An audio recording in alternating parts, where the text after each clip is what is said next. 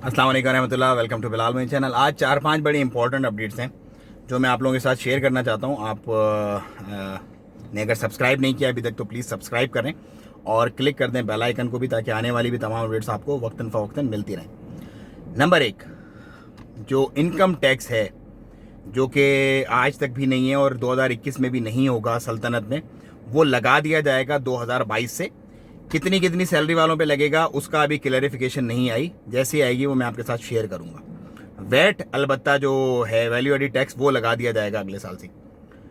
उसके बाद जो केसेस हैं, आज 418 केसेस हुए हैं और 10 डेथ हुई हैं सल्तनत के अंदर। मतलब डेथ का ग्राफ जो है वो थोड़ा सा हाई है कंपैरेटिवली। अगर पिछले कुछ 1-2 महीने का अगर हम डेटा लेते हैं तो उसकी कंपैरेटिवली थोड़ा सा हाई है। केसेस अलबत्ता ये कि 600-700 हो रहे थे, वो अब 400 के करीब, 450, 400-450 ऐसे चल रहे हैं। तो वो वहाँ पे बात थोड़ी सी सही है। नंबर 3, क्वारंटाइन में जो लोग हैं, कह रहे थे 14 दिन के क्वारंटाइन में हमें रहना था, उसके बाद बैंड खुलवाना था, वो अब क्या करें। उनके बारे में इंफॉर्मेशन ये आई है कि अगर उनको 7 दिन पूरे हो गए हैं तो वो अपने किसी भी करीबी, अगर वो छोड़ना चाहते हैं क्वारंटाइन, तो वो अपना PCR टेस्ट करवाएं। अगर वो निगेटिव उनकी रिपोर्ट आती है तो वो अपना बैंड खुलवा के they are free to move, वो जा सकते हैं। 7 दिन जिनको मुकम्मल हो गए आए हुए ओमान में और 7 दिन का क्वारंटाइन मुकम्मल हो गया, सिर्फ वो लोग। उसके अलावा जो लोग अभी बस पहुंचे हैं और जो पहुंचेंगे। नंबर 4, कब से ये वाला जो कल अपडेट आई है कि अब वहाँ से 96 घंटे पहले करवा के आना है और यहाँ पे उतरने के बाद फिर 7 दिन क्वारंटाइन और उसके बाद करवाना है, वो कब से लागू होगा। देखें, उसकी कोई स्पेसिफिक स्टैंडर्ड डेट नहीं आई। जो सिंध के रहने वाले लोग हैं, जो पाकिस्तान से आ रहे हैं, मैं उनकी बात कर रहा हूँ। सिंध में बहुत सारे सिविल हॉस्पिटल्स में फ्री हो रहा है ये टेस्ट। अब यहाँ पे कोई ऐसा सच बताया नहीं गया, जैसे दुबई में बहुत क्लियरली बता दिया गया है कि 2 या 3 लैब है, मेरा ख्याल है एक चुगताई लैब है और 1-2 और लैब है, उनका एक्सेप्टेबल नहीं है। और उसके अलावा जो लैब्स हैं दी हुई है उन्होंने लिस्ट, उनका एक्सेप्टेबल है। लेकिन यहाँ पे अभी कोई लैब वगैरह का कोई ऐसा सच इन्फॉर्मेशन अभी नहीं आई है कि किन किन का एक्सेप्टेबल है, किन किन का नहीं है।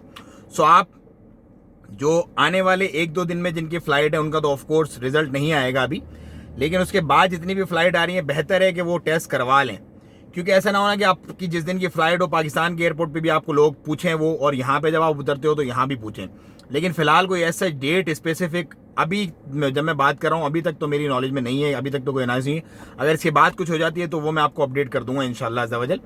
तो बेहतर ये है कि अगर आपकी फ़्लाइट में भी दिन है, 5-7 दिन है, तो आप करवा लें।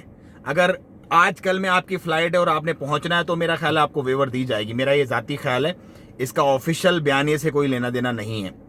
जो ऑफिशियल होगा ऑफ कोर्स वो तो सुप्रीम कमेटी टेकअप कर रही है, वो उसी मामलात को उसी तरह से टेकअप करेगी।